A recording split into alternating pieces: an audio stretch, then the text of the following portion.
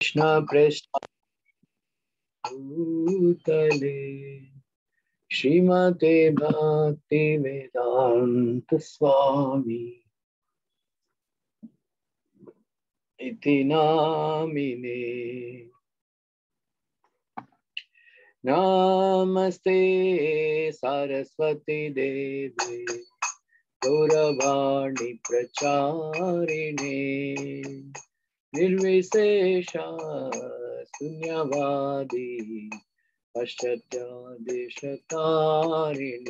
जय श्री कृष्ण चैतन्या प्रभु नित्यानंदा श्री अद्वैता गदाधर श्रीवासादि गौरभक्तवृंदा।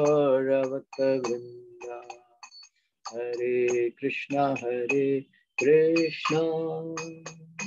कृष्ण कृष्ण हरे हरे, हरे राम राम राम हरे हरे, हरे कृष्णा कृष्णा कृष्णा हरे हरे, हरे राम राम राम हरे हरे, हरे कृष्णा कृष्ण कृष्ण हरे हरे, हरे राम राम राम हरे हरे, हरे कृष्णा कृष्ण कृष्ण हरे हरे, हरे राम राम राम हरे हरे, हरे कृष्णा कृष्ण कृष्ण हरे हरे, हरे राम राम राम हरे हरे, हरे कृष्णा कृष्ण कृष्ण हरे हरे, हरे राम राम राम हरे हरे, हरे कृष्णा कृष्ण कृष्ण हरे हरे, हरे राम राम राम हरे हरे, हरे कृष्णा कृष्ण कृष्ण हरे हरे, हरे राम राम राम हरे हरे, जय राधा रस बिहारी राधे, जय प्रभुपदा जय प्रभुपदा, निताय गौर हरि बोल हरि बोल हरि बोल हरि बोल।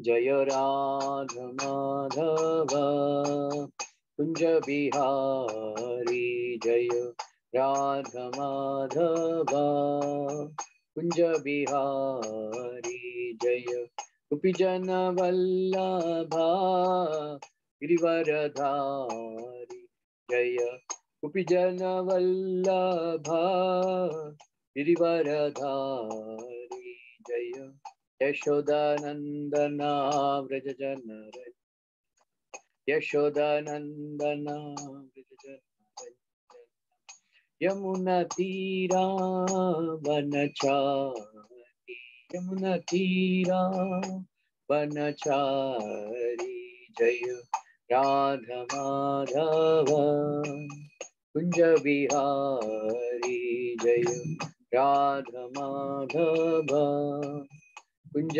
बिहारी।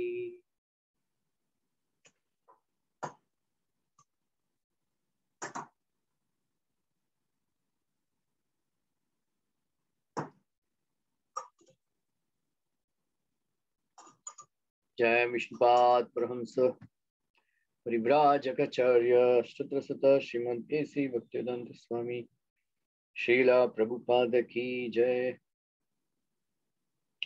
नमाचार्य हरिदास ठाकुर की जय। प्रेम से कहो श्री कृष्ण चैतन्य प्रभु नित्यानंद श्री अद्वैता गदाधर शिवासदि गौर भक्त वृंद की जय।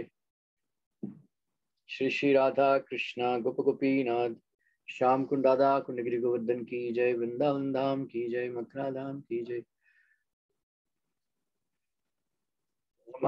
जगन्नाथपुरी धाम की जय। गौर प्रेमानंदे। All glories to some devotees, all glories to Simul devotees, all glories to Simul devotees, all glories to Shri Shri Guru and Gauranga.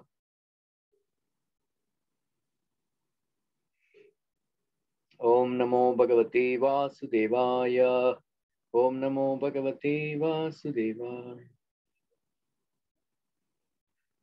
Om Namo Bhagavate Vasudevaya. Narayanam Namaskrityam Naram Chaiva Narottamam Devim Saraswatim Vyasam ततो जयमुदीरयेत् नष्टप्रायेषु भद्रेषु नित्यं भागवत सेवया भगवती उत्तम श्लोके भक्तिर्भवति नैष्टिकी।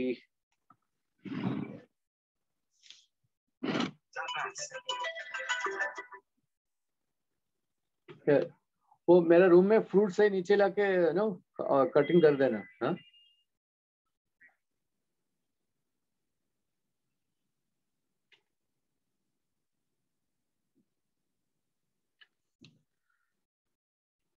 ओम ज्ञानतिमिरन्धस्य ज्ञानाञ्जनशलाकया चक्षुर्मिलितं येन तस्मै श्रीगुरवे नमः। जय श्री कृष्ण चैतन्य प्रभु नित्यानंद श्री अद्वैत गदाधर शिवासादि गौर भक्तवृंद।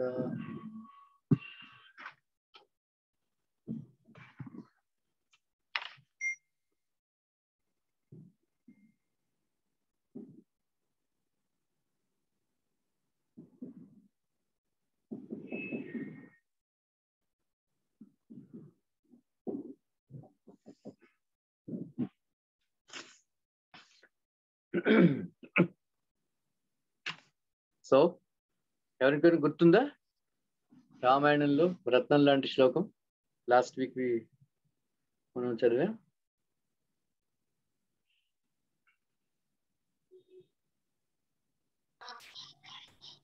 హరే కృష్ణ ప్రభుజీ. యచ్చ రామం నపశ్యేత్ అజనాంచ రామో నపశ్యతి నిందితః సర్వలోకేషు సాత్వా ప్రియాణం విగర్హతి. ఎక్కడి నుంచి మీది? బహ్రెయిన్, హైదరాబాద్? హైదరాబాద్. ఫస్ట్ లో బహ్రెయిన్ లో ఉండేవాళ్ళం అండి, తర్వాత హైదరాబాద్ వచ్చేసాం. ఇంకేమైనా నేర్చుకున్నారా?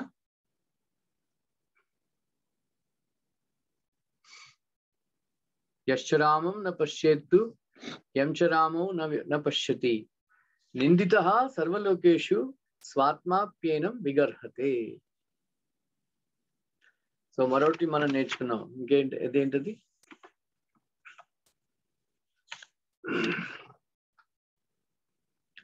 కరిష్యే ప్రతిజానే చ రామో ద్విర్నాభిభాష్యతే.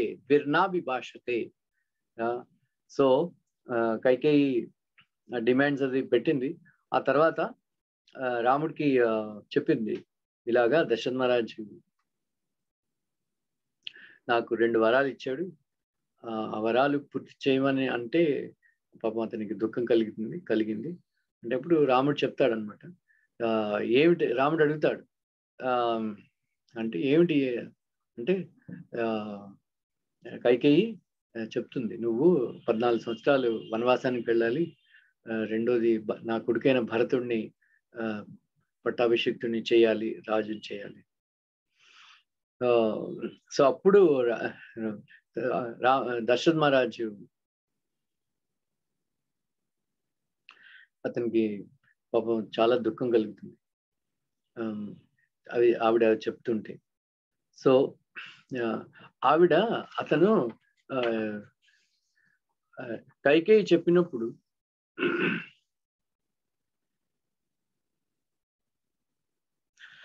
కైకేయి చెప్పినప్పుడు రాముడు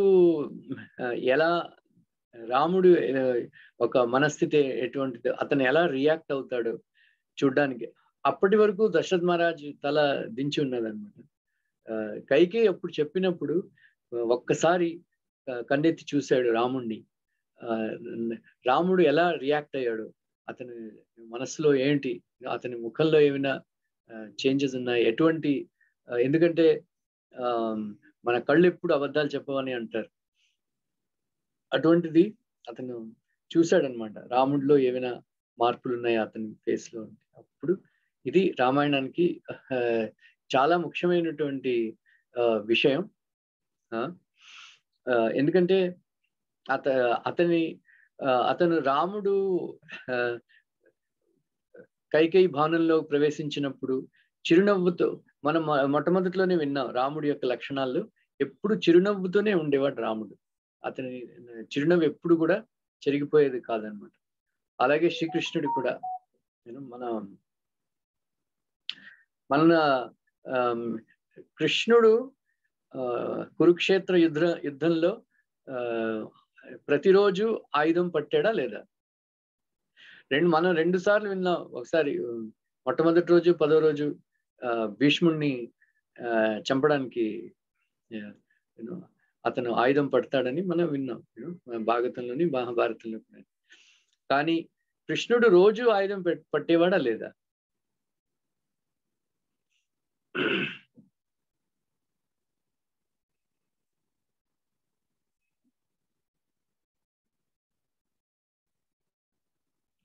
మాధవి కమరం ఎక్కడి నుంచి చెప్పండి మీరు. కృష్ణుడు ఆయుధం పట్టాడా లేదా కురుక్షేత్ర యుద్ధంలో? నమస్తే గురూజీ. కృష్ణుడు ఆయుధం పట్టలేదు గురూజీ. మనకి అర్జునునికి ఇన్స్ట్రక్షన్స్ ఇచ్చారు కానీ ఆయుధం పట్టలేదు. ఇంకెవరు? నేను దుబాయ్ నుంచి అబుదాబి నుంచి గురూజీ. ఓకే. హూ ఎల్స్ చెప్పండి. ఆనందమయ కృష్ణదాస్ మస్కట్.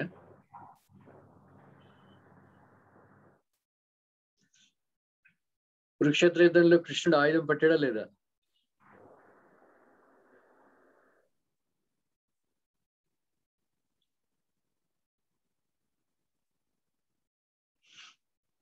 ఓకే. సో పట్టాడు కదండి. హరే కృష్ణ. పట్టారా? పట్టాడుగా కృష్ణుడి మీదకి. అది లేదు, అది కాకుండా ప్రతిరోజు పట్టేవాడా ఆయుధం? ప్రతిరోజు ఎక్కడ పట్టాడు? ఆయుధం యాక్చువల్గా యాక్చువల్గా కృష్ణుడు ఆయుధం పట్టలేదు అన్నాడు, కానీ అతని దగ్గర ఒక పెద్ద ఆయుధం, అందరినీ కూడా మోహింపజేసే ఆయుధం ఒకటి ఉన్నది. అది ఎలాగుంది? అది చిరునవ్వు అని.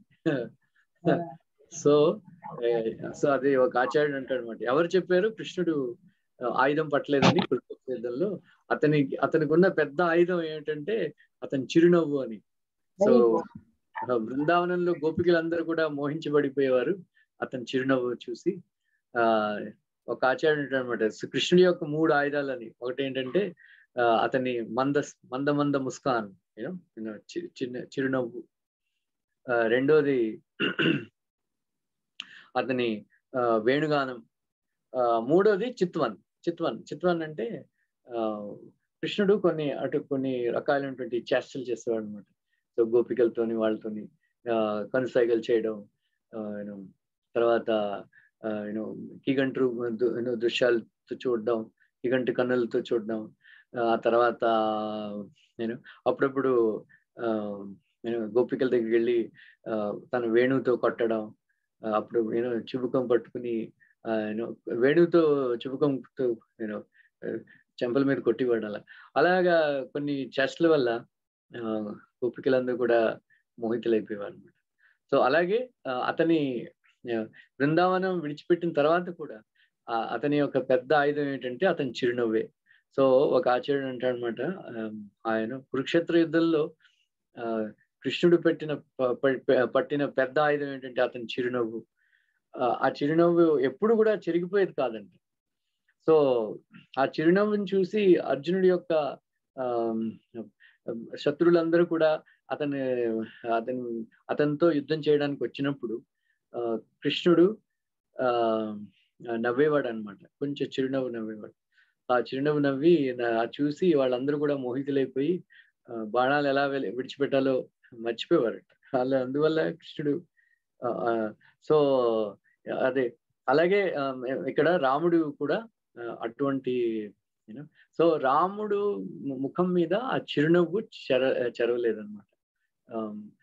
యాక్చువల్గా మనకి ఎక్స్పీరియన్స్ కదా, మీరందరూ కూడా ఆఫీసుల్లో పనిచేస్తున్న వాళ్ళే. మొట్టమొదటిగా బాస్ పిలిచారు అని కబురు వచ్చినప్పుడు మనకి ఎంతో దిగులుగా పడి, ఏంటి నేను ఏమైనా నా మీద ఎవరైనా కంప్లైంట్ చేస్తారా, ఎందుకు అలా పిలిచాడు, ఇది అది వాళ్ళకి ఒక వరి బెంగ పెట్టించుకోవడం మొదలు పెడతాం.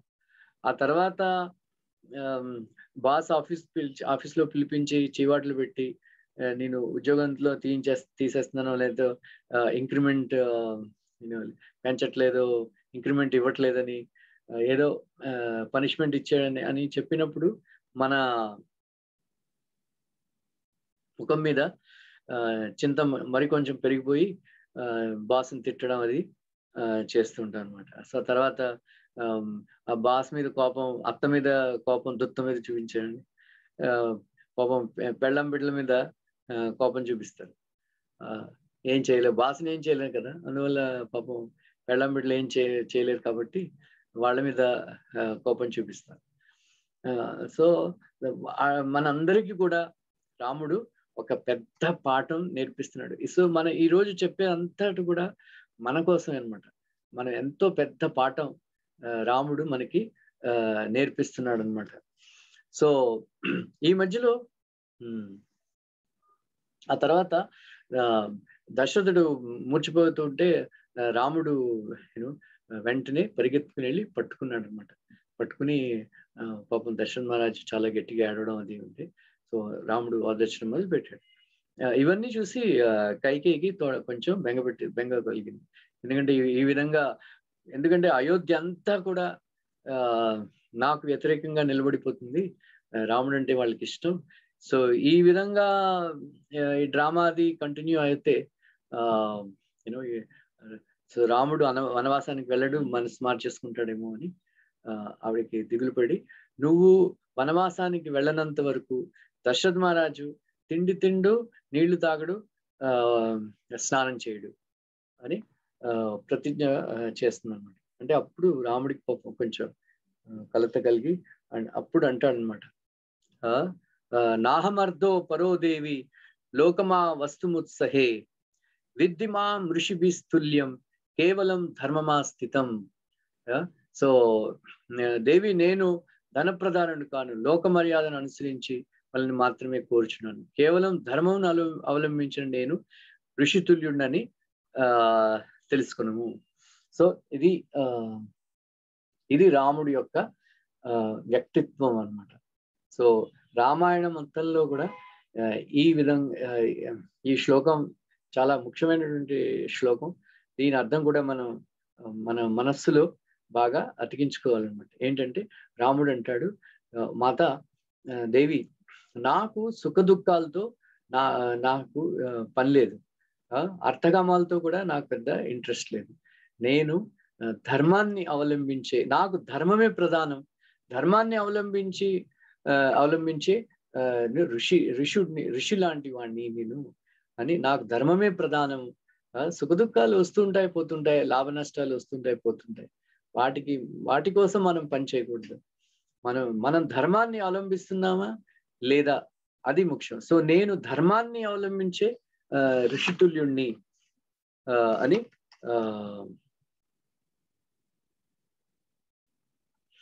అంటాడనమాట. సో అప్పుడు సో నాకు ఒక్క గడువు ఇవ్వు, కొంచెం గడువు ఇవ్వు, నేను కౌశల్య తల్లి దగ్గరికి వెళ్ళి ఆవిడ్ని అనునయించి, ఆ తర్వాత సీతని కూడా అనునయించి, నేను వెంటనే వెళ్ళిపోతాను, నేను మాత్రం మనసు మార్చుకోను, నువ్వేమీ చింతించుకు అని అతను వెంటనే ఆవిడతో చెప్పి బయటకు వస్తాడనమాట. సో బయటకు వచ్చినప్పుడు ఇది ముఖ్యమైనటువంటి అప్పుడు యూనో వాల్మీకి రాస్తాడనమాట, నా చాస్య మహతీం లక్ష్మీం రాజ్యనాశో ఉపకర్షతి లోక కాంతస్య కాంతత్వాచిత స్మేరివా క్షపా. సో రాముడు మహాసౌందర్యశాలి ఎగుటచే లోక మనోహరుడు. అట్టి రాముని గొప్ప శోభను, చంద్రుని శోభను రాత్రి వలె రాజ్యనాశనము తగ్గింపజాలకపోయిను. సో రాముడి యొక్క ముఖాల్లో ఆ శోభ కొంచెం కూడా పోలేదన్నమాట. సో నేను నా వనం గంతు కామస్య త్యజతశ్చ వసుంధరాం సర్వలోకాకాతి గస్యేవ లక్ష్యతే చిత్త విక్రియా. సో చిత్త విక్రియ, సో రాజ్యం విడిచి అరణ్యంకు వెళ్ళునున్న ఆ రామునిలో లోకమునందలి సుఖ దుఃఖాలకు అతీతుడైన యోగినందు వలె చిత్త వికారం ఏదియూ కనబడలేదు. ఇది చాలా ముఖ్యమైనటువంటి మన విషయం అనమాట. ఏ విధమైనటువంటి చిత్త వికారం అతనిలో కలగలేదు. ఎందుకంటే యోగులు ఎలాగైతే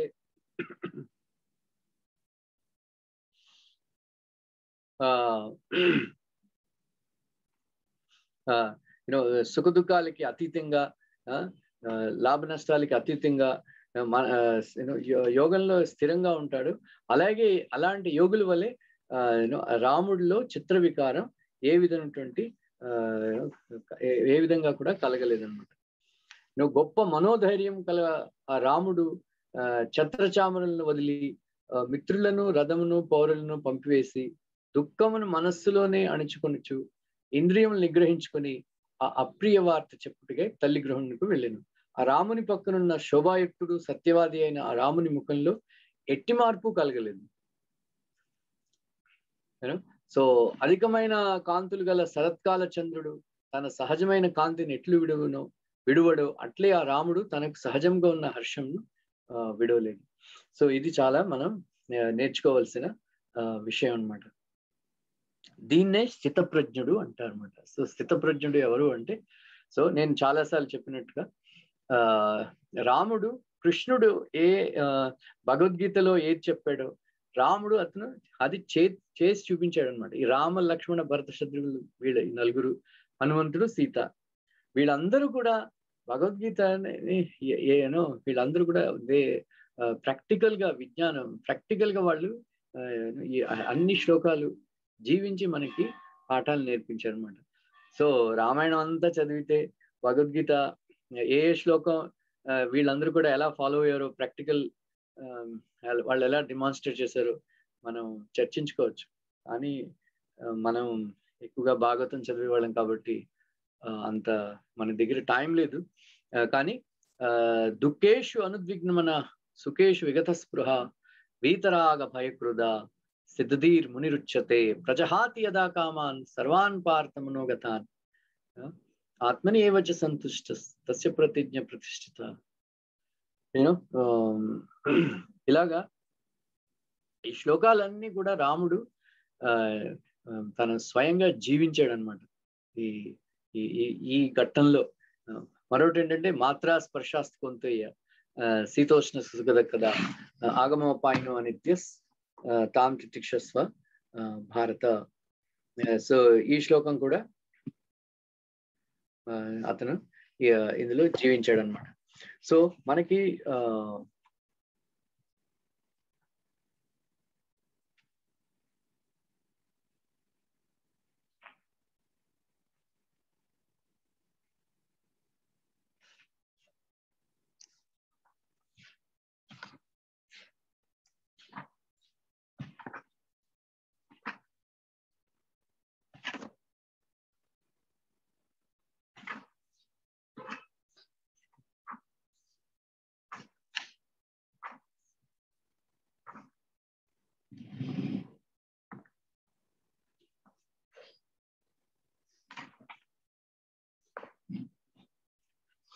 సో కానీ అక్కడ రాముడు బయటకు వచ్చినప్పుడు రాముడితోనే లక్ష్మణుడు కూడా వచ్చాడు కదా. సో లక్ష్మణుడు బయట ఉండి ఇవన్నీ కూడా ఈ మాటలన్నీ కూడా వింటున్నాడు అనమాట. సో వింటూ ఉంటే అతని రక్తం మరగడం మొదలు పెట్టింది అనమాట. చాలా కోపం కలిగింది వాడికి అతనికి.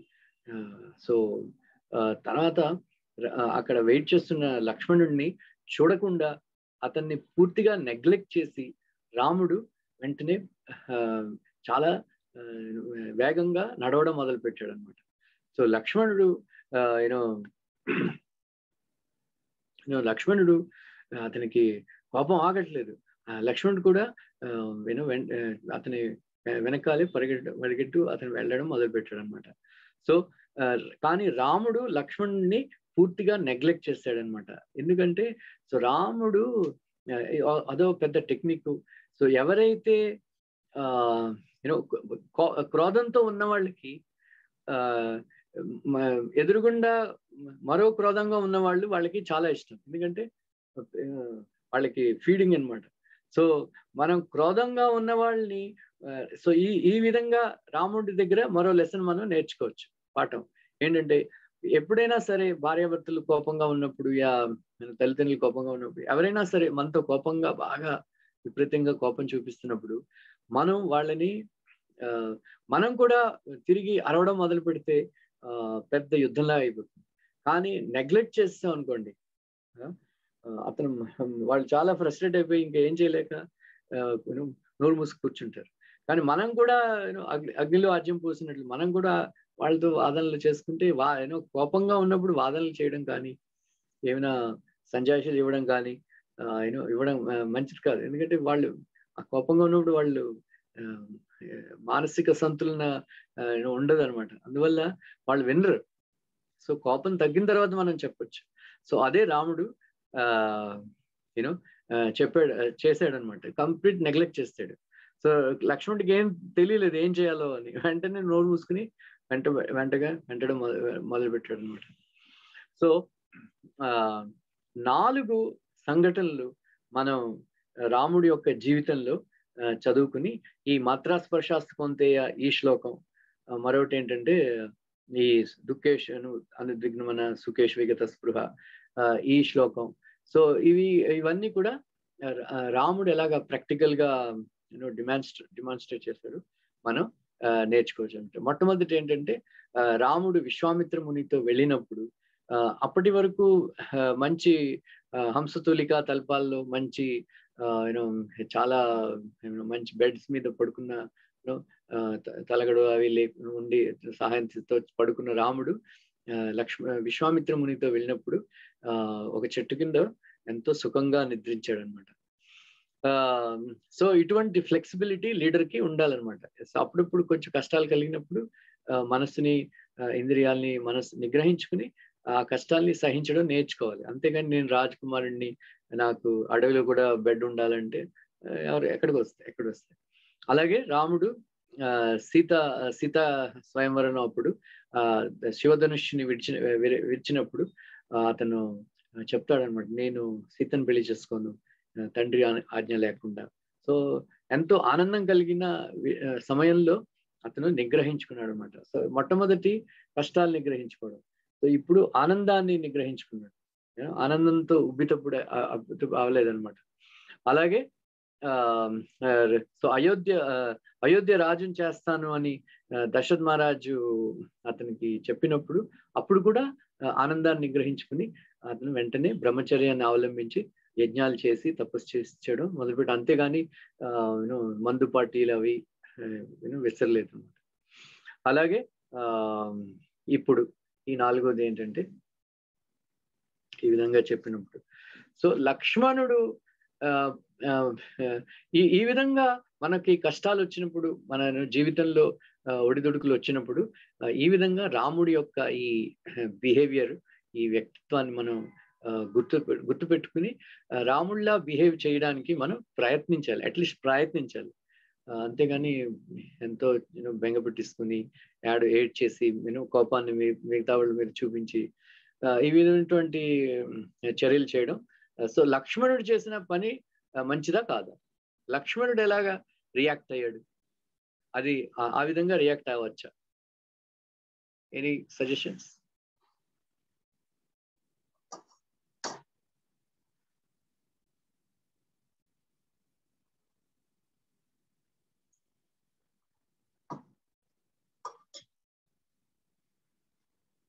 ఎనీబడి?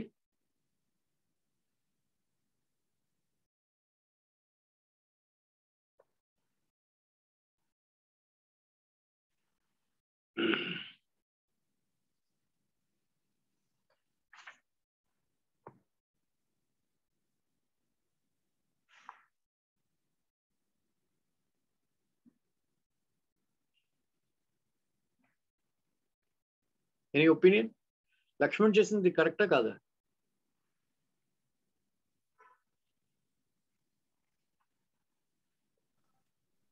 సారీ బ్రదర్, నేను ఇప్పుడే వచ్చాను. సౌండ్ వినలేదండి. మళ్ళీ ఒకసారి రిపీట్ చేయాలి. అది సౌండ్ తగ్గిపోయింది. నాకు వినలా సరిగ్గా. లక్ష్మణుడు ఈ మాట విన్నప్పుడు చాలా కోపగించేసి కోపంతో చాలా ఉడికిపోతాడు. ఆ విధంగా చేసి ఉండవలసిందా? రాముడికి ఏ విధంగా దుఃఖం కలగలేదు, అతని మనస్సులో చిత్త వికారం ఏమీ కలగలేదు.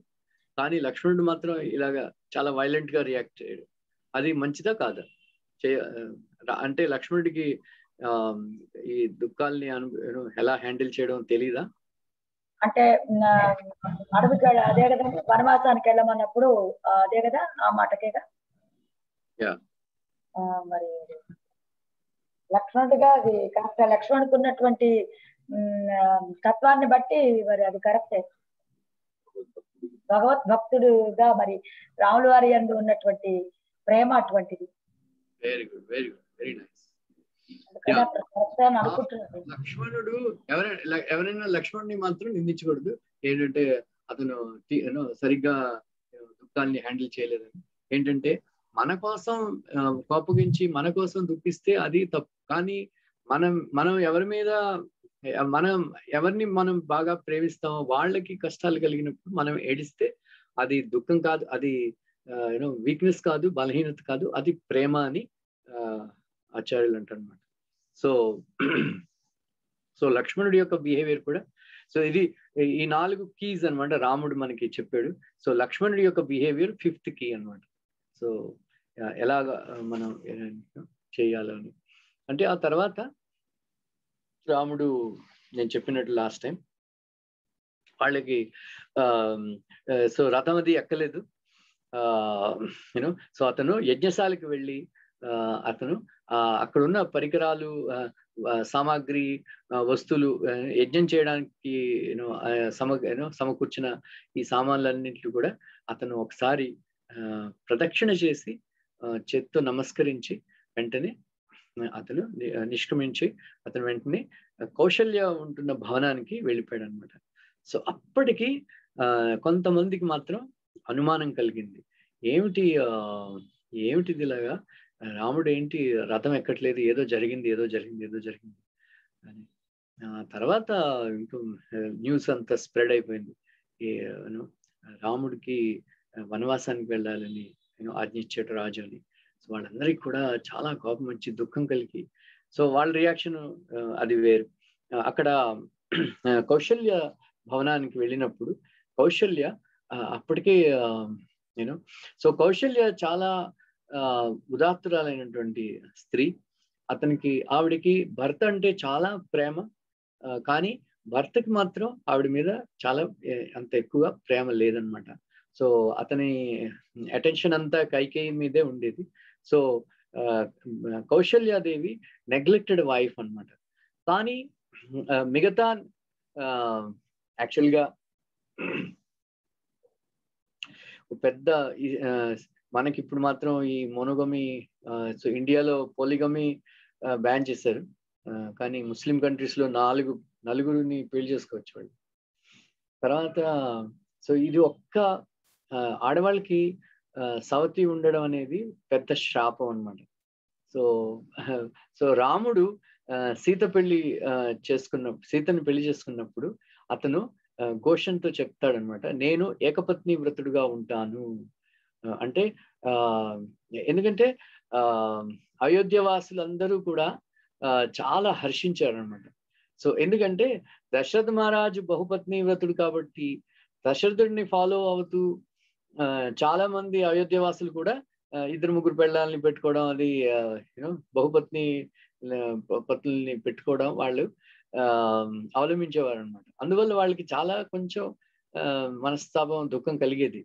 సో ఎప్పుడైతే రాముడు ఘోషించాడో నేను ఏకపత్ని వ్రతుడినిగా ఉంటాను, సీతను తప్ప మరొక స్త్రీ పట్ల కన్నెత్తి కూడా చూడనని ప్రతిజ్ఞ చేసినప్పుడు అయోధ్య వాసులందరూ కూడా జై హో జై హో పుష్పవృష్టి కురిపించారనమాట. ఎందుకంటే ఇప్పుడు రాముడు ఏకపత్ని వ్రతుడిగా ఉంటే రాముడు రాజు అయినప్పుడు రాముడు రాజ్యంలో చాలా మంది రాముడిని ఫాలో అవుతూ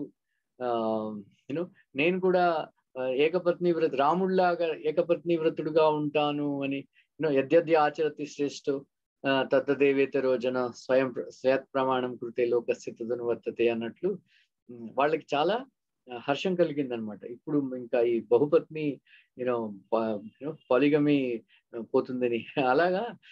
కానీ పాపం ప్రతి ఇంట్లో మనం చూసాం, ఉత్తానపాదుడు వంటి గొప్ప రాజుకి పెళ్ళాం సునీతి సురుచి వాళ్ళ మీద.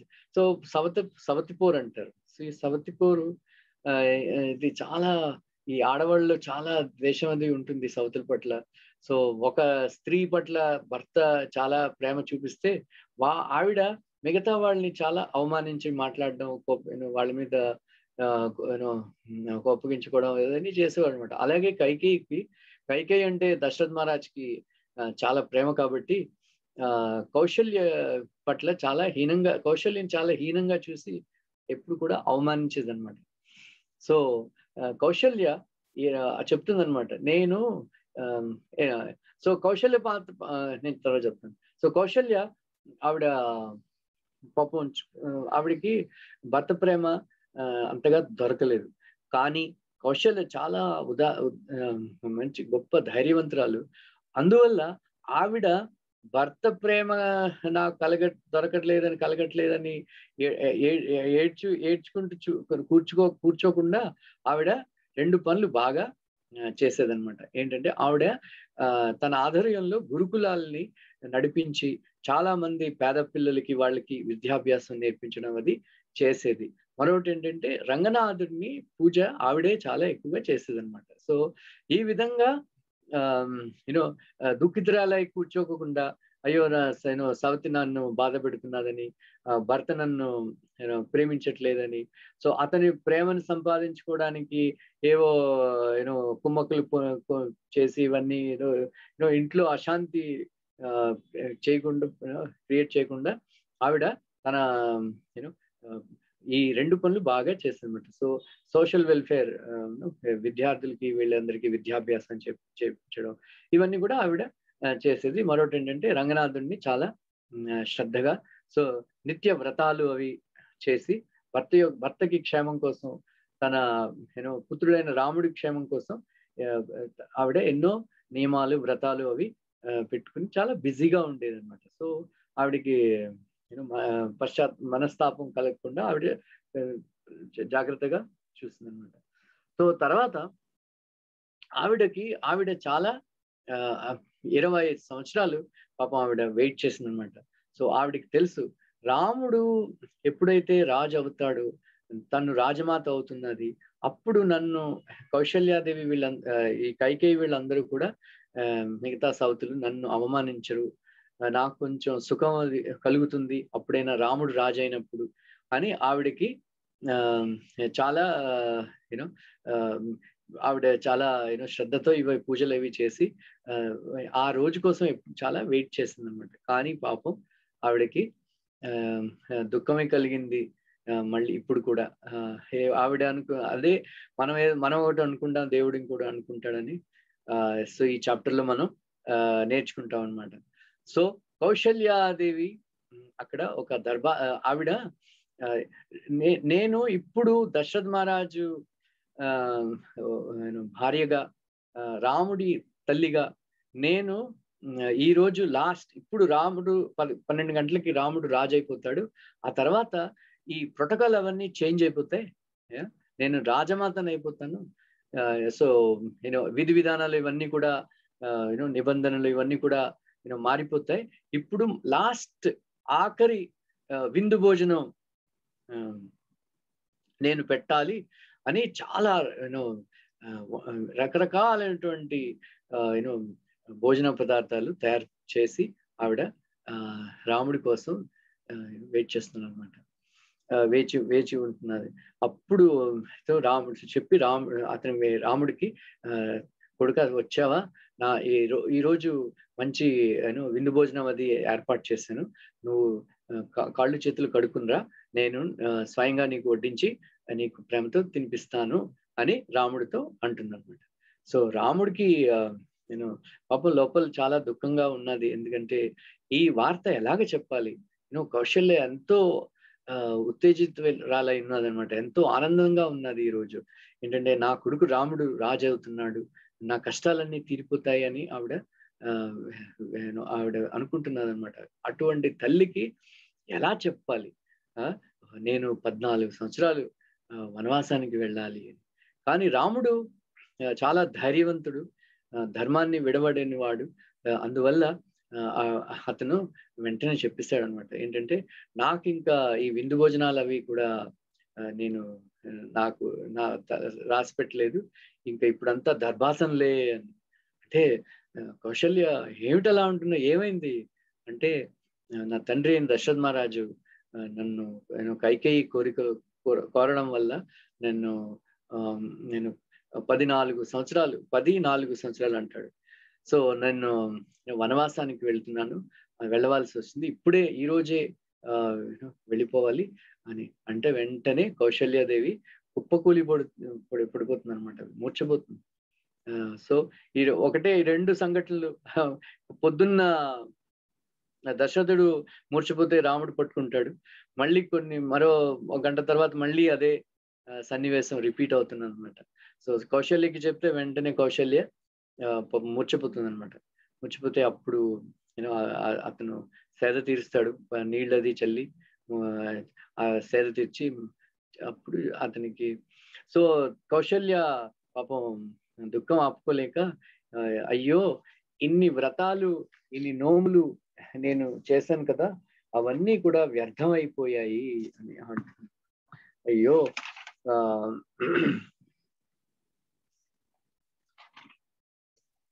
ఏం చేయను నేను ఇప్పుడు, నాకన్నా దురదృష్టవంతురాలు ఎవరు ఉండరేమో, నేను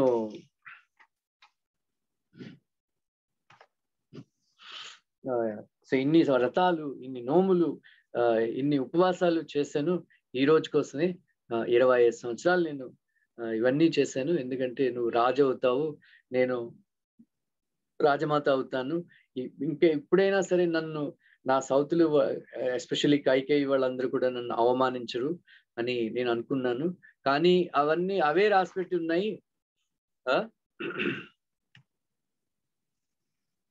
అని పాపం ఆవిడ ఏడుస్తుంది అనమాట. సో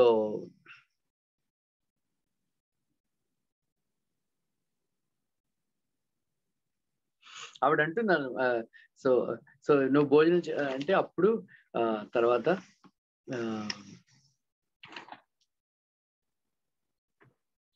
సో రాముడు ఓదారుస్తాడు. అంటే అప్పుడు కౌశల్య అంటుందన్నమాట, సో నువ్వు తండ్రి ఆజ్ఞని నెరవేర్చడానికి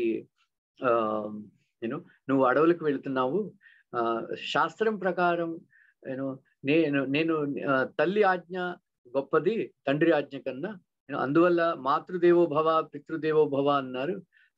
సో తల్లి నవమాసాలు మోసి కానీ పెడుతుంది, అందువల్ల తల్లికి కొడుకు మీద అధికారాలు ఎక్కువ ఉంటాయి. సో అందువల్ల నువ్వు తల్లి ఆజ్ఞను కూడా పాటించాలి. అందువల్ల తండ్రి చెప్తున్నాడు నువ్వు దండకారానికి వెళ్ళాలని, కానీ తల్లినే నేను చెప్తున్నాను నువ్వు వెళ్ళకు అంటే. రాముడు మనస్సులో ఏం సందేహం ఉండదు అనమాట, ధర్మంలో స్థిరపడి ఉన్నవాడు కాబట్టి వెంటనే తడబడకుండా అతను జవాబు చెప్తాడనమాట. తల్లి, అమ్మా, నేను తండ్రి ఆజ్ఞని నేను పాటించట్లేదు, నీ ఆజ్ఞ పాటించడానికి తండ్రి యొక్క సత్యాన్ని నిలబెట్టడానికి నేను ప్రయత్నిస్తున్నాను. సత్యప్రతిజ్ఞని అతను 2 వరాలు ఇచ్చాడని సత్యప్రతిజ్ఞ చేశాడు. సో తండ్రికి అసత్య దోషం కలగకుండా నేను ప్రవర్తిస్తున్నాను. అంతేగాని నేను తండ్రి మాట నేను వినడం వల్ల నేను ఈ పని చేయట్లేదు. అందువల్ల సో నాకెంత కర్తవ్యం ఉందో తండ్రిని సత్యంలో ప్రతిష్ఠుడిని చేయడానికి నాదెంత కర్తవ్యమో భార్యగా నీ కర్తవ్యం కూడా అంతే ఉన్నది. అందువల్ల నువ్వు ఈ మాట చెప్పకూడదు. ఎందుకంటే నేను సో ఎలాగైనా సరే తండ్రిని సత్యవంతుడిని చేయడానికి, అసత్య దోషం కలగకుండా ఉండడానికి నేను ఈ పని చేస్తున్నాను. కాబట్టి సో నువ్వు ఈ మాట నువ్వు మాట్లాడకూడదు. సో ఆ విధంగా చాలా రాముడు ఖచ్చితంగా చెప్పినప్పుడు కౌశల్య మాట్లాడలేకపోయిందనమాట. సో అంటే అప్పుడు కౌశల్య అంటుందన్నమాట, నేను కూడా నీతో వస్తాను, అందువల్ల ఓకే నువ్వు తండ్రి ఆజ్ఞ పాటించడానికి అనుకుంటున్నావు కాబట్టి అప్పుడు అంటాడు అనమాట, ఓకే నువ్వు అలా అనుకుంటే తండ్రి ఆజ్ఞ పాటిస్తున్నానని నేను అడవులకు వెళుతున్నానని నువ్వు అనుకుంటే అలాగే, కానీ నేను నీ తల్లి ఆజ్ఞ కూడా నేను పాటిస్తాను. కానీ మొట్టమొదట తండ్రి ఆజ్ఞ పాటిస్తానని నేను మాటించాను కాబట్టి తండ్రి ఆజ్ఞ పాటించి 14 సంవత్సరాల తర్వాత నేను వచ్చి నువ్వేం చెప్తే అదే నేను చేస్తాను, అప్పటి వరకు నువ్వు వేచి ఉండి అని అతను మరో ఆర్గ్యుమెంట్ చెప్తాడు అనమాట. ఇంకా మాట్లాడలేక సో కౌశల్యదేవి అంటున్నాను అనమాట, సో నువ్వు ఒక ఆవు దూడ లేకపోతే ఎలాగా విలపిస్తుందో అప్పుడప్పుడు చచ్చిపోతుందో అలాగే నేను కూడా ప్రాణాలను విడిచిపెట్టేస్తానేమో నిన్ను చూడకుండా ఉంటే. అందువల్ల నేను నీతో వస్తాను, నన్ను కూడా నీతో తీసుకెళ్ళు అని అంటుందన్నమాట. అంటే అప్పుడు రాముడు కృష్ణుడు గోపికలకి ధర్మం చెప్తాడు కదా, ఆ విధంగా ఒక భార్య యొక్క ధర్మాల్ని ఎలా ఉంటాయో అవన్నీ కూడా చాలా విస్తారంగా చెప్తాడు రాముడు. అవన్నీ చెప్పడానికి మనకి టైం లేదు కాబట్టి, కానీ సో రాముడు చెప్తాడనమాట, అలాగే ఎప్పుడు కూడా మాట్లాడుతూ ఒక స్త్రీకి మొట్టమొదటి ధర్మం, ఆఖరి ధర్మం ఒకటే, భర్తను సేవించడం. భర్తను విడిచిపెట్టి భార్య ఎప్పుడు కూడా ఎక్కడికి వెళ్ళకూడదు, భర్త ఆజ్ఞ లేకుండా వ్రత నియమాలు కూడా చేయకూడదు. అటువంటి ఇప్పుడు రాముడు ఒక మంచి మాట చెప్తాడు అనమాట. సో రాముడు దశరథ మహారాజు నా మీద కోపంతో నన్ను వనానికి పంపించట్లేదు, చాలా దుఃఖవంతుడై ఉన్నాడు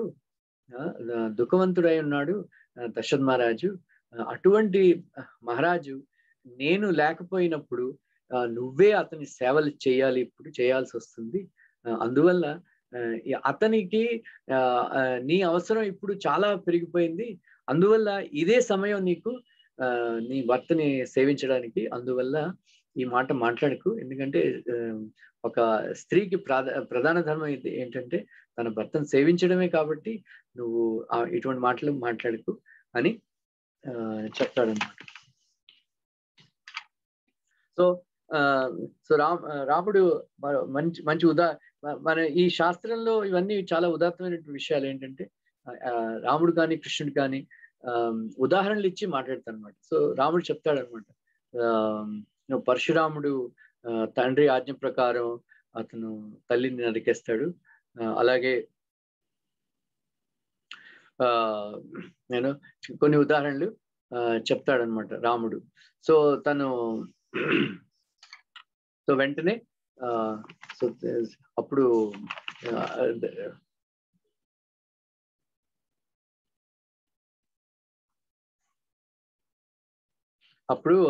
సో కౌశల్యకి అనుకున్నది ఇంకా రాముడు మనసు మార్చుకోడు అని. సో ఇవన్నీ సంభాషణలు వింటున్న లక్ష్మణుడు ఈ కోపం మరింత పెరిగిపోయి అప్పుడు లక్ష్మణుడు మాట్లాడడం మొదలు పెట్టాడు అనమాట. సో మాట్లాడడం మొదలుపెట్టి అతను అంటాడు, రామ నేను ఇది నా తండ్రి కామానికి లోబడి భార్యాలోలుడై ఇద్దరు కుమ్మక్కై నిన్ను రాజహీనుణ్ణి చేస్తున్నారు. ఈ ప్రపంచంలో చాలా మంది వీపు వెనకాల చెడ్డగా మాట్లాడడం మనం వింటాం. కానీ ఈ ప్రపంచంలో నువ్వు ఒక్కడివే, నీ గురించి ఎవరు కూడా, శత్రువులు కూడా చెడ్డగా చెప్పరు. అటువంటి దివ్య గుణాలున్న నిన్ను రాజప్రతిజ్ఞ చేసి సో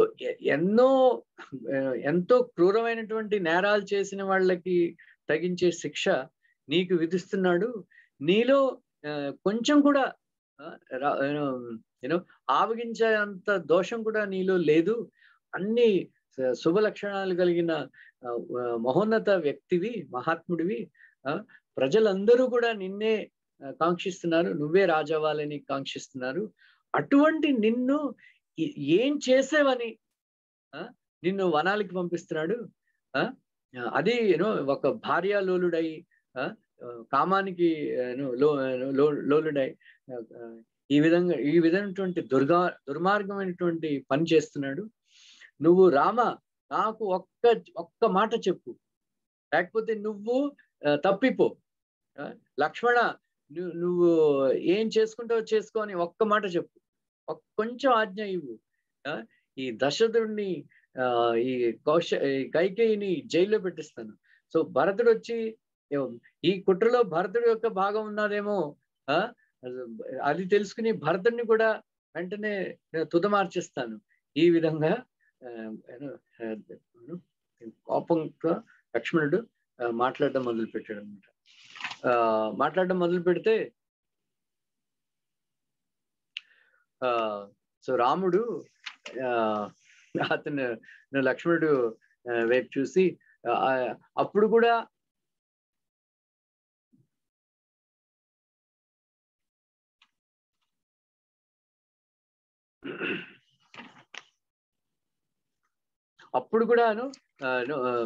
రాముడు యొక్క చిరునవ్వు చెదరలేదన్నమాట. సో రాముడు చెప్తాడనమాట,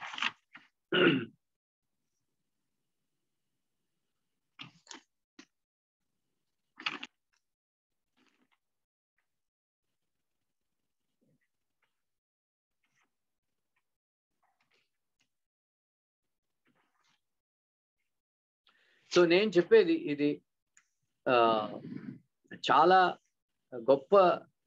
రాముడు యూజువల్ గా మనం భగవద్గీతలో కృష్ణుడు చాలా ఉపదేశాలు ఇస్తాడు. మళ్ళీ భాగవతంలో పెద్ద పెద్ద చాప్టర్లే ఉద్ధవ సందేశం, ఉద్ధవ్ గీత అని ఉన్నదన్నమాట. సో చాలా ఉపదేశాలు ఇస్తాడు. కానీ రాముడు మాత్రం చాలా కొంచెం మాట్లాడాడు, ధర్మబోధ కొంచెమే చేశాడు. సో నేను ఇప్పుడు చెప్పేది చాలా ముఖ్యమైనటువంటి విషయం అన్నమాట. సో మనందరం కూడా ఈ భాగాన్ని బాగా క్షుణ్ణంగా చదువుకుని వంట పట్టుకుని మన జీవితంలో మనం ఈ విషయాలన్నీ కూడా మనం వర్తించుకోవాలి. ఎందుకంటే మనం అందరికీ కూడా ఈ సుఖదుఖాలు ఎప్పుడు కూడా కలుగుతుంటాయి. సో ఈ ప్రపంచంలో ఈ రోజుల్లో సుఖం కన్నా దుఃఖమే చాలా కలుగుతున్నది. అటువంటి పరిస్థితుల్లో మనం ఎలా ప్రవర్తించాలి మనకి రాముడు చెప్తున్నాడు అన్నమాట.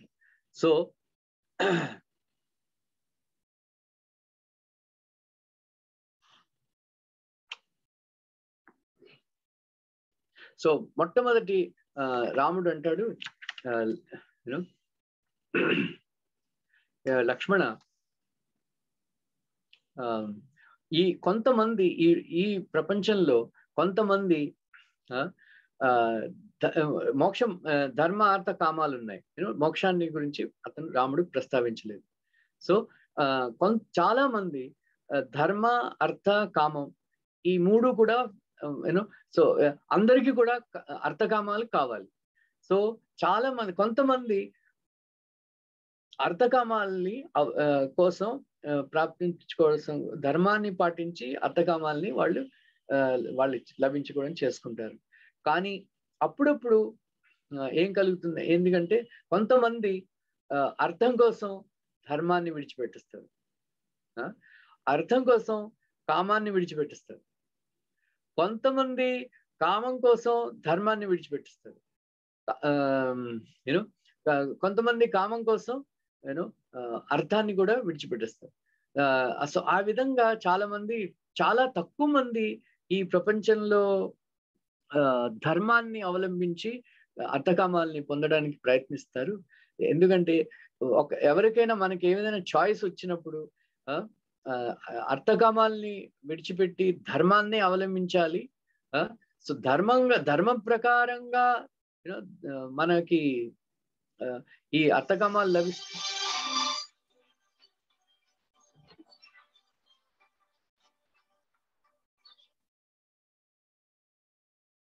అర్థకామాలు లభిస్తే మంచిది.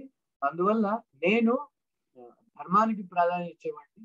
సో మనం చూస్తుంటాం కదా, సో ఈ రోజుల్లో ధర్మం అంటే ఏమిటో తెలియదు. ధర్మం ప్రకారంగా అర్జ సంపాదన ఎలా చేయాలో ఎవరికి తెలియదు. బై హుక్ ఆర్ క్రూక్ ఎలాగైనా సరే ధనాన్ని సంపాదించి ఎలాగైనా సరే మనం కామాన్ని పొందడానికి వాళ్ళు ప్రయత్నిస్తుంటారు. సో అప్పుడప్పుడు కొంతమంది అర్థం కోసం వాళ్ళు కామాన్ని కూడా విడిచిపెట్టేస్తారు. చాలా మంది పొద్దున్న నుంచి రాత్రి వరకు పనిచేసి వాళ్ళకి ఈ సుఖభోగాలు అవన్నీ విడిచిపెట్టిస్తారు. వాళ్ళకి టైమే ఉండదు ఆ భోగాల్ని అనుభవించడానికి. సో చాలా మంది 25 లక్షలు 30 లక్షలు ఇచ్చి ఇండియాలో IIM-లో చదువుతారు. సో నేను అదే అంటాను, హైలీ సాలరీడ్ స్లేవరీ అన్నమాట. ఏంటంటే పొద్దున్న 6 గంటల నుంచి ఈ రోజుల్లో చాలా మంది ఈ వర్క్ ఫ్రమ్ హోమ్ అని వచ్చింది కదా. సో చాలా మంది కొంతమంది రిలయన్స్ లో అక్కడ వైస్ ప్రెసిడెంట్లు అవి పనిచేస్తున్నారు. వాళ్ళకి పొద్దున్న 7 గంటల నుంచి రాత్రి 10 గంటల వరకు వాళ్ళకి పనిచేయాల్సి వస్తుంది. ఒక్క నిమిషం టైం దొరకట్లేదు వాళ్ళకి. సాటర్డే సండే కూడా సెలవులు లేవు, ఎందుకంటే వర్క్ ఫ్రమ్ హోమ్ కదా. ఎప్పుడు ల్యాప్టాప్ ఇచ్చేసారు, 24 గంటలు వాళ్ళు అవైలబుల్ ఉండాలి. సో బానిసలు అయిపోయారు అనమాట. వాళ్ళకి ఫ్యామిలీతో భార్య పిల్లలతో మాట్లాడడానికి కానీ టీవీ చూడడానికి కానీ ఏ విధమైనటువంటి ఎంజాయ్మెంట్ కి లేదనమాట. సో వాళ్ళందరూ కూడా డబ్బులు సంపాదించడంలో ఇంత బిజీ అయిపోతారంటే వాళ్ళకి కామం దొరకదు. కొంతమంది ఉన్న డబ్బులన్నీ ఖర్చు పెట్టేసి ఎప్పుడు కామాల్ని పొందడానికి ప్రయత్నిస్తారు. సో ఈ విధంగా సో రాముడు ఈ మొట్టమొదటి లెసన్ ఏమిటంటే నాకు ధర్మమే ప్రధానం, ఈ అర్థకామాలు నాకు ప్రధానం కాదు. అందువల్ల ఇప్పుడు నా ధర్మం ఏమిటంటే నా తండ్రి యొక్క సత్యప్రతిజ్ఞని ఎలాగైనా నెరవేర్చాలి, అతను అసత్య దోషం కలగకుండా నేను ప్రవర్తించాలి.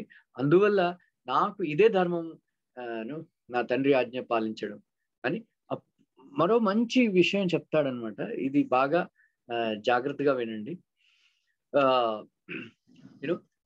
కృతాంతస్తైవ సౌమిత్రే దృష్టవో మత్ప్రవాసనే రాజ్యస్య చ వితీర్ణస్య పునరేవ నివర్తనే.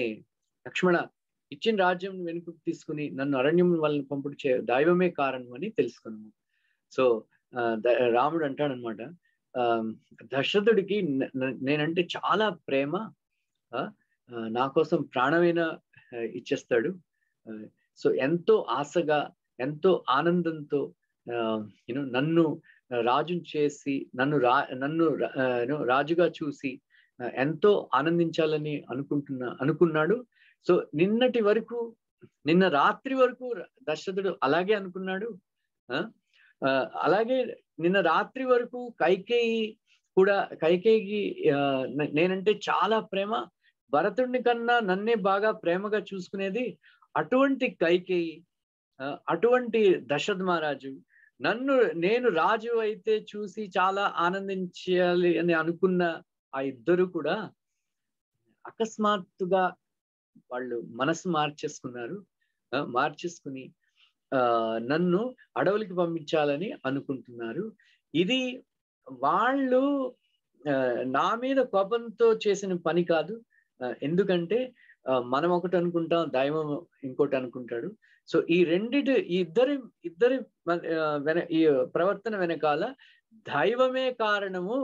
దైవం ఏమనుకుంటే అదే జరుగుతుంది. కానీ లక్ష్మణ, మనం ఏమనుకున్నా సరే ఆ దైవం ఇంకోలా అనుకుంటే మనం ఏమీ చేయలేము. మనం అందరూ కూడా అతని చేతుల్లో బానిసలు. అందువల్ల నువ్వు ఎప్పుడూ కూడా నేను అరణ్యానికి వెళ్ళడానికి, నా రాజ్యాన్ని కోల్పోవడానికి కారణం కైకేయి అని ఎప్పుడు కూడా నిందించకు అని రాముడు లక్ష్మణుడితో చెప్తాడనమాట. సో దైవమే కైకేయి భావన కలిగించవచ్చు, నాకు బాధ కలిగించవలని ఆమె బుద్ధి ఎట్లు కలుగును. సో ఇది చాలా ముఖ్యమైనటువంటి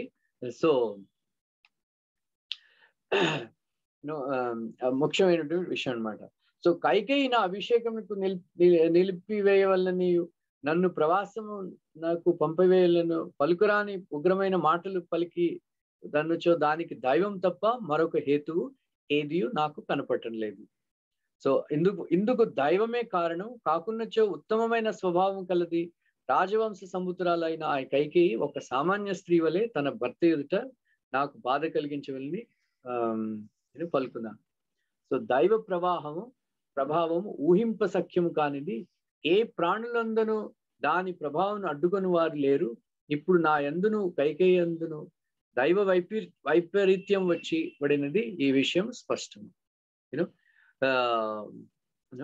సో కశ్చ దైవేన సౌమిత్రే యోద్ధుముత్సాహతే పుమాన్ యస్య నా గ్రహణం కించిత్ కర్మణో న్యత్ర దృశ్యతే.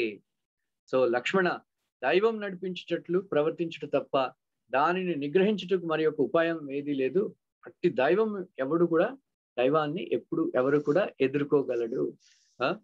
సో సుఖదుఖములు, భయక్రోధములు, లాభ నష్టములు, ఉత్పత్తి వినాశములు, ఈ విధమైన దైవ చేస్తుంది. సో ఉగ్రమైన తపస్సు గల ఋషీశ్వరులు కూడా దైవ పీడితులై తీవ్రమైన నియమములు విడిచి కామక్రోధములచే భ్రష్టులగుదురు. ప్రారంభించిన పనికి అడ్డుగా ఊహింపరాని విధంగా అకస్మాత్తుగా ఏదైనా వచ్చి పడినట్టు అది దైవ విలసితమే. సో నా అభిషేకంను అడ్డం వచ్చినప్పుడు ఈ యథార్థ బుద్ధితో నన్ను నేనే నిగ్రహించుకున్నట్టో నాకు మనస్సులో దుఃఖం ఏమీ కలగలేదు. అందువల్ల నీవు కూడా నా వల్లనే పరితాపం విడిచి వెంటనే అభిషేకంకి సంబంధించిన ఏర్పాట్లు చేయవలను. సో ఈ విధంగా లక్ష్మణ, నా లక్ష్మీ వైపరీత్యం గురించి సంతాపనం చెందుకు. రాజ్యమా వనవాసమా అన్నచో వనవాసమే ఉత్తమ ఫలప్రదము అని. సో లక్ష్మణ, అభిషేకంకి విఘ్నం కలిగినందుకు మన తల్లిని దూషింపరాదు. ఆమె దైవంచే ప్రేరితురాలే ఆ విధంగా అనిష్ట వాక్యం పలుకుచున్నది. సో ఆ దైవం ఎంతటి ప్రభావం ఉందో నీకు తెలియను.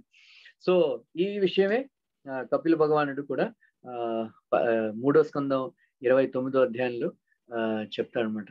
సో ఎవరైతే ఈ ప్రపంచంలో కాలం యొక్క ప్రభావం తెలుసుకోలేరో అటువంటి వాళ్ళకి ఎప్పుడు కూడా దుఃఖమే కలుగుతుంది. ఎందుకంటే ఇవన్నీ సుఖ దుఃఖాలు ఇవన్నీ కూడా కాలం వల్లే కలుగుతాయి.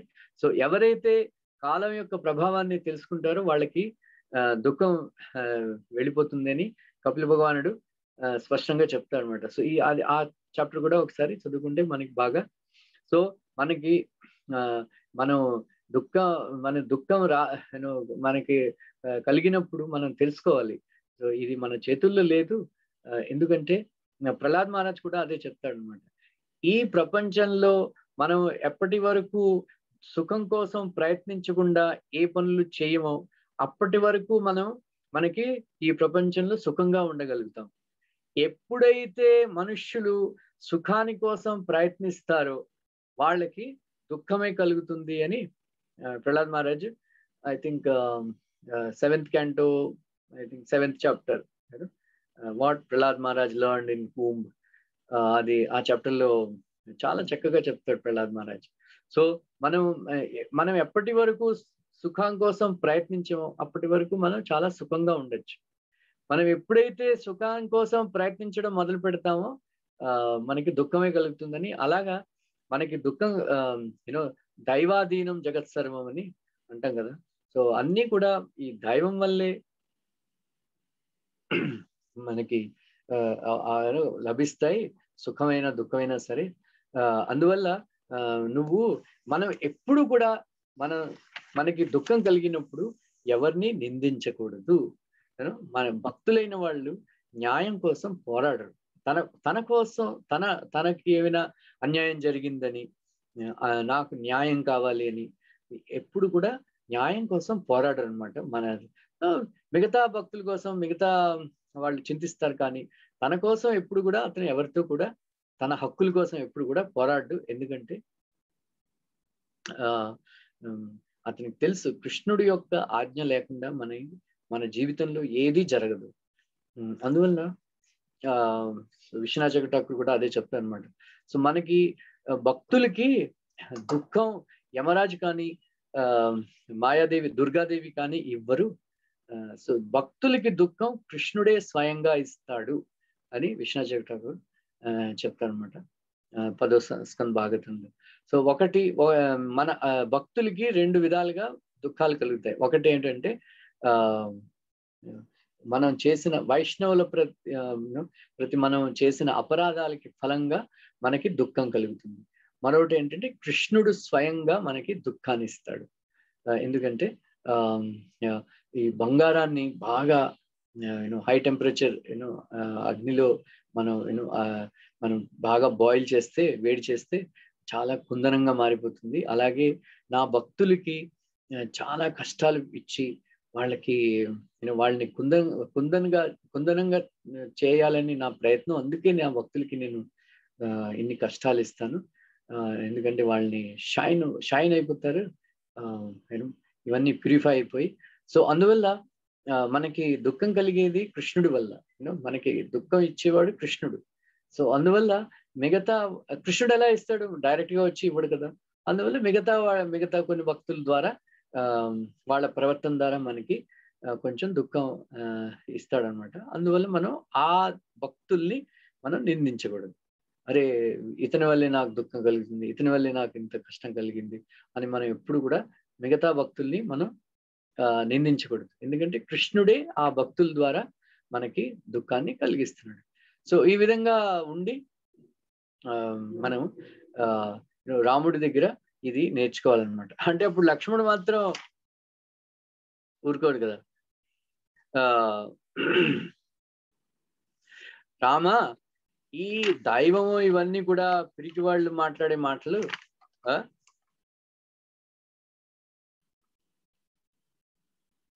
చిత్తశైర్యం లేనివాడు వీర్యవిహీనుడు మాత్రమే దైవంపై ఆధారపడి ఉండును. ఆత్మాభిమం గల వీరులు దైవం లెక్క చేయరు. స్వప్రయత్నముచే దైవంను బాధింప సమర్థుడైన వాడు ప్రయోజనం దైవం చెరిచి ఆ దుఃఖం కలిగించగలడు.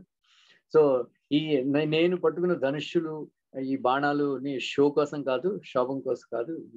నేను నిజంగానే ఇవన్నీ ఉపయోగించి నీకు రాజ్యాన్ని ఇప్పించగలను అని ప్రగల్భాలు పలుకుతాడు అనమాట. సో అహం కరోస్మి నేను చేస్తాను అని చెప్తుంటాడు అనమాట. సో ఈ మాట గుర్తుంచుకోండి. మళ్ళీ నెక్స్ట్ టైం మంచి విషయం చెప్తాను దాని గురించి. సో రాముడు దైవం అంటే ఏమిటి?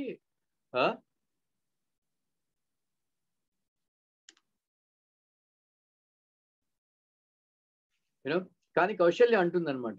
సో రామ, లోకాభిరాముడైన నీవు ఇంత అరణ్యములకు వెళ్ళవలసి వచ్చిన లోకంలోని కార్యములను నడిపించున్న దైవమే బలవత్తరం అని నిశ్చితంగా చెప్పవలసి ఉన్నది. సో కౌశల్య చెప్తున్నాడు అనమాట. సో సద్గుణవంతుడు ప్రియుడు అయిన రాముని రాజు ప్రవాసం పంపించవచ్చు. ఇది విని ఎవరు నమ్మగలరు? ఎవరికి భయం కలుగుకుంటును అని సో కౌశల్య చెప్తుంది అనమాట. సో వెంటనే రాముడు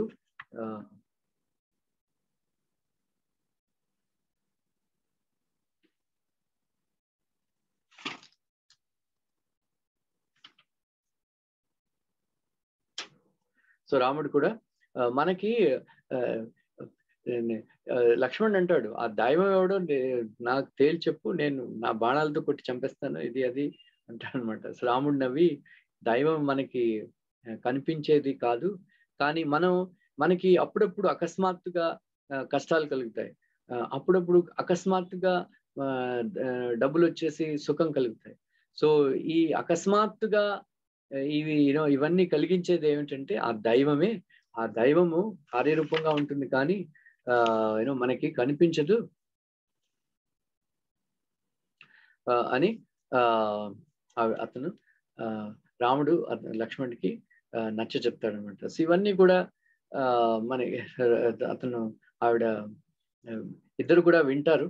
సో అప్పుడు కౌశల్య ఇంకా రాముడు ఖచ్చితంగా నిక్కచ్చిగా చెప్పేస్తాడు, నేను వనవాసానికి వెళ్తున్నాను అని డిక్లేర్ చేసినప్పుడు ఇంకా లక్ష్మణుడు కౌశల్య కూడా నోరు మూసుకోవాల్సి వస్తుంది అనమాట. అప్పుడు కౌశల్యాదేవి దీవిస్తుంది చాలా చక్కగా. నెక్స్ట్ వీక్ మనం విందాం. So thank you very much. Hare Krishna.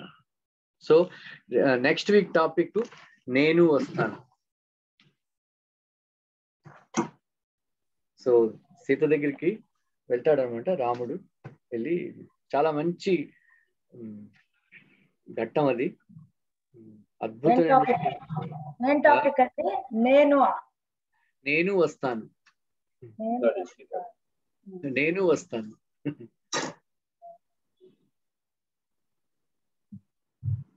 యాక్చువల్గా మొట్టమొదట సీతాయ చరితం అని పేరు పెట్టాడు వాల్మీకి ముని. ఇది ఇప్పుడు ఇంకా సీత యొక్క ఉదాత్తమైనటువంటి వ్యక్తిత్వం అనే చరిత్రని మనం వింటాం. ఆ ఘట్టంలో చాలా చక్కగా మాట్లాడుతుంది, రాముడిని కన్విన్స్ చేస్తుంది, నేను వస్తాను.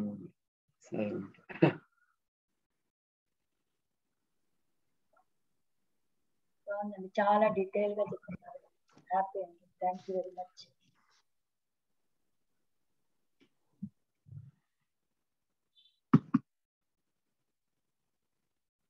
Any doubts, questions, comments?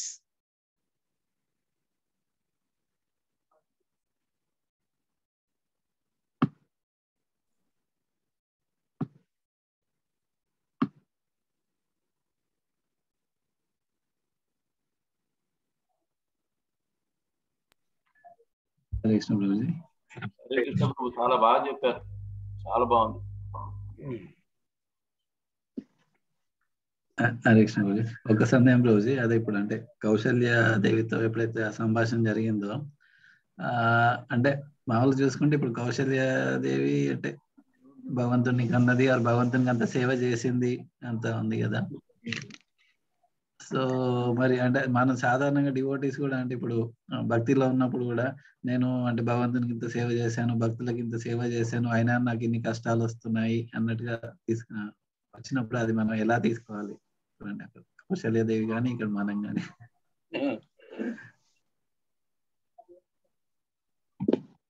మనం ఒకటే దీని గురించి కూడా చర్చించారు ఆచార్యులు. ఎందుకంటే మన ఈ వ్రతాలు, నోములు, నియమాలు అన్ని కూడా మనం చిత్తశుద్ధి కోసం చేయాలి, కానీ మనం ఇవన్నీ కూడా వెంటనే దాని ఫలితాల కోసం మనం ఎక్కువగా ఆశించకూడదు అని ఆచార్యులు చెప్తారు. సో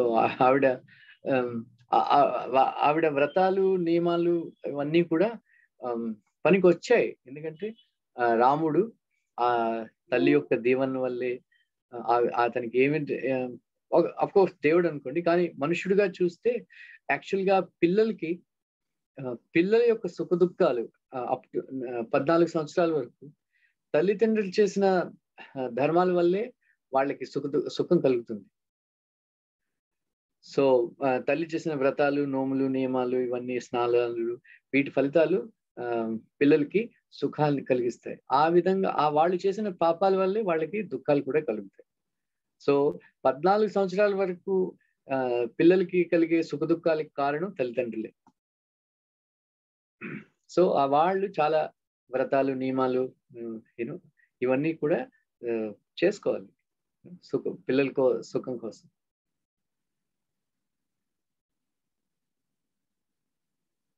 అంటే ఇప్పుడు అది మనం ఎలా తీసుకోవాలి అంటే ఒక భక్తులు నాకు కష్టం వచ్చింది అన్నప్పుడు అంటే ఇంత భక్తి చేసినా కష్టం వచ్చింది అన్నప్పుడు ఎలా తీసుకోవాలి?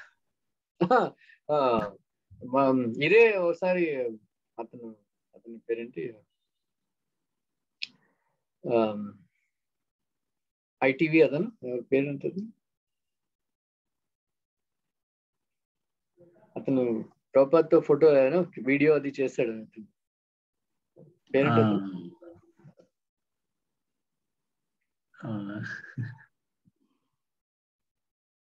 అతను ఒకసారి ఢిల్లీలో వాకింగ్ వెళ్ళినప్పుడు ప్రభుపాద్ భక్తులకి పాపాలన్నీ కూడా పాపకర్మలన్నీ కూడా నశించిపోతాయి అన్నారు కదా, అటువంటి భక్తులు కూడా మనం చూస్తాం చాలా విపరీతంగా రోగాలు వచ్చి రుచులు వచ్చి బాగా బాధపడుతుంటారు, ఎలాగ చూడాలి అంటే ప్రభుపాద్ నవ్వుతారు అనమాట.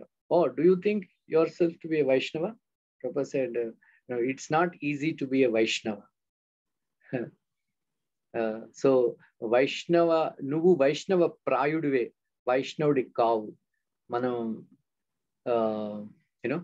మనం వైష్ణవులు అవడానికి ప్రయత్నిస్తున్నాం అని. సో ఇప్పుడు ఇంకా వైష్ణవుడికి దుఃఖాలవి కలగు కానీ మనకి అని. So don't think that you are a great devotee, it will come అని ప్రభుపాద్ చెప్తాను.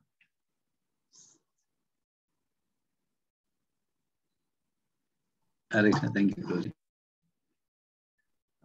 Prabhuji, 1 second Prabhuji.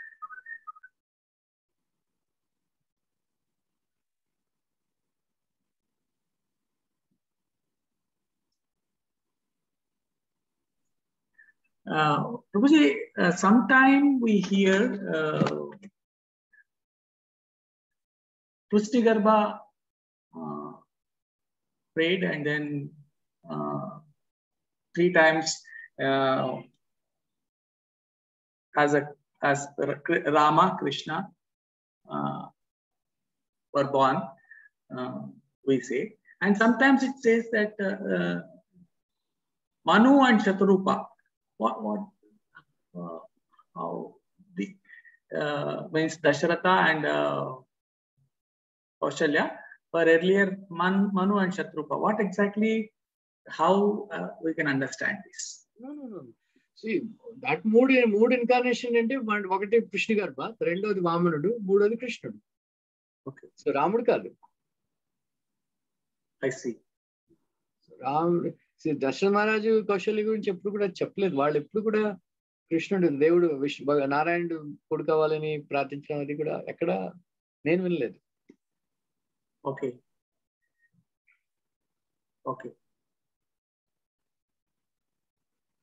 So is there any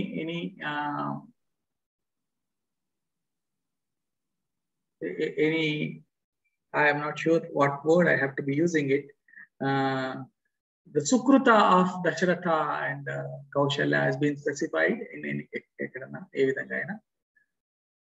లేదండి, ఎందుకంటే రాముడు బాల్యలీలలు అవి చేయలేదు కదా. ఓకే. సో యశోద నందమహారాజు వాళ్ళనే ఎక్కువగా ప్రశంసిస్తారు, ఎందుకంటే కృష్ణుడే బాల్యలీలలు చేసి ఇంకా అమోఘమైన కృష్ణుడి యొక్క బాల్యలీలలు ఇంకా అమోఘం అనమాట. Devaki Vasudeva actually Krishna has not done any బాల్యలీల. అందువల్ల వాళ్ళ గురించి పెద్దగా చెప్పరు. ఓకే. తల్లిదండ్రులు అంటే యశోదానంద మహారాజు అని. ఓకే. వాళ్ళే అదృష్టమే గొప్పతనాన్ని వర్ణిస్తారు, ఎందుకంటే కృష్ణుడు బాల్యలీలలు చేశాడు కాబట్టి. వీళ్ళ గురించి పెద్దగా వాళ్ళు ఏం చేస్తే రాముడు, లాస్ట్ టైం నేను చెప్పాను కదా, దర్శన్ ద్వారా చెప్తాడు కదా, నా పుణ్యకర్మలు అన్నిటి మీద ఒట్టు పెట్టి చెప్తున్నాను, ఏం అడిగితే అది ఇస్తానని. అప్పుడు ఆచార్యులు చెప్తారు అతని పుణ్యకర్మల యొక్క రూపమే రాముడు అని. సో రెండు ఒట్టు పెడతాడు. ఒకటి, నేను ప్రపంచంలో స్త్రీలందరూ కూడా అత్యంత ప్రియవంతురాలు నువ్వే, కానీ ప్రపంచంలో అందరికన్నా ప్రియమైన వాడు రాముడే, అటువంటి రాముడి మీద నేను ఒట్టు పెట్టి చెప్తున్నాను. మళ్ళీ అదంటే నా పుణ్యకర్మలు అన్నిటి మీద ఒట్టి పెట్టి చెప్తున్నాను, నువ్వేం అడిగితే. అప్పుడు అంటారు ఆ పుణ్యకర్మల యొక్క అతని యొక్క పుణ్యకర్మల యొక్క రూపమే రాముడు అని. Thank you.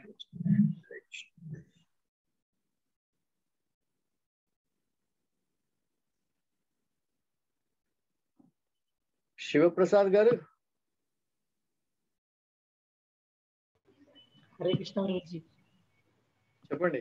లేట్ వచ్చారు, లేట్ అయింది ఈరోజు. పడుకుని పేరేంటి?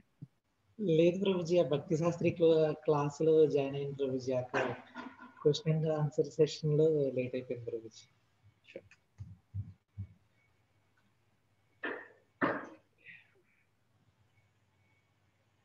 సో ఈరోజు మెయిన్ పాయింట్స్ ఏంటి మనం నేర్చుకోవాల్సింది?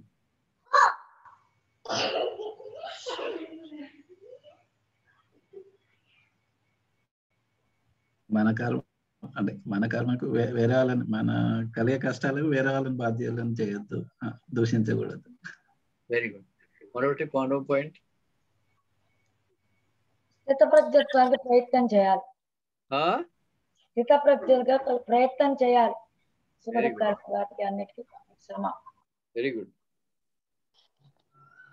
సో రాముడు మనకి చూపించాడు ఏంటది?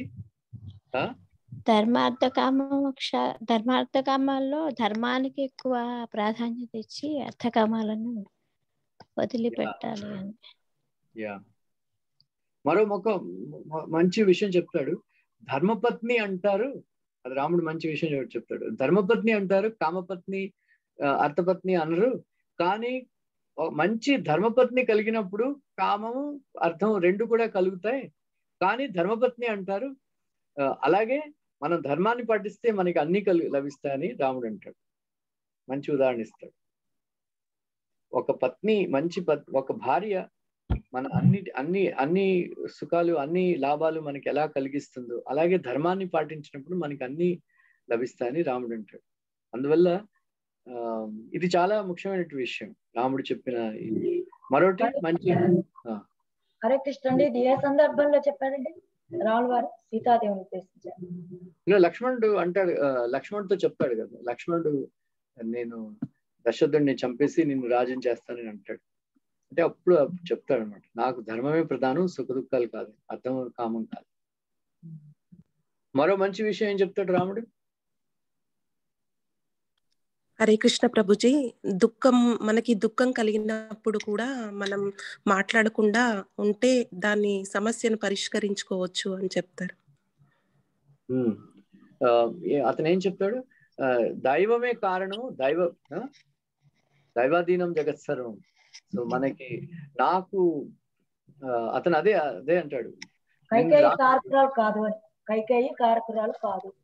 నిన్న రాత్రి వరకు దశరథుడు కైకేయికి చాలా ప్రేమ ఉన్నది, వాళ్ళు నన్ను రాజుని చేయాలని అనుకున్నారు అన్ని, కానీ ఇప్పుడు మాత్రం సడన్ గా మారిపోయింది అన్ని, నేను ఇప్పుడు అడవులకు వెళ్తున్నాను. అందువల్ల దీని అంతటికి కారణం దైవమే కానీ దశరథుడు కైకేయి కాదు. అందువల్ల దైవం మనకి కనిపించేది కాదు అని.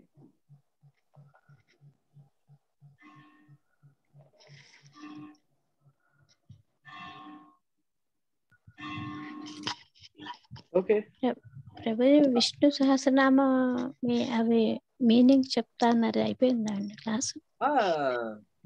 అదే లింక్ రాలేదు. షేర్ చేయలేదా మీరు? కృష్ణ ప్రభుజీ కొన్ని గ్రూప్స్ లో షేర్ చేశాను ప్రభుజీ. మాతాజీ ఏ గ్రూప్ లో ఉన్నారో నాకు తెలియదు. నాకు ఒక భక్తి సమ్మేళనం ఒకటే ఉంది ప్రభుజీ. ఇస్కాన్ భక్తి సమ్మేళనం ఉన్నా? అవునండి. ఓకే సరే, నేను షేర్ చేస్తాను అందులో. యూట్యూబ్ లో ఉన్నా. Okay, thank you. Next part 2 Sunday. హరిబోల్ ప్రభు, అది లింక్ షేర్ చేయండి ప్రభుజీ. అది ముందే హరే కృష్ణ. I think 3-4 పార్ట్లు అవుతాయి. At least 5 parts will be there. We'll see. Okay Prabhuji. Hare Krishna. నమస్తే నరసింహాయ ప్రహ్లాదలాదదాయినే హిరణ్యాకాశీపూర్వక్షః శిలటంకానకాలయే తో నృసింగా పరతో నృసింగా యతో యతో యామి తతో నృసింగా పరే నృసింగా హృదయే నృసింగా నరసింహమది शरणं प्रपदे तव करकमलवरे नाथा अद्भुत शृंगा दलिता हिरण्यकशिपु तनुभृंगा केशवधृता नरहरि रूपा जय जगदीश हरे जय जगदीश हरे जय जगदीश हरे जय नरसिंहदेव जय नरसिंहदेव नरसिंहदेव जय नरसिंहदेव जय प्रहलाद महाराज जय प्रहलाद महाराज जय प्रहलाद महाराज गौर प्रेमानंदे हरे कृष्णा रामरूप प्रभु की जय हरे कृष्ण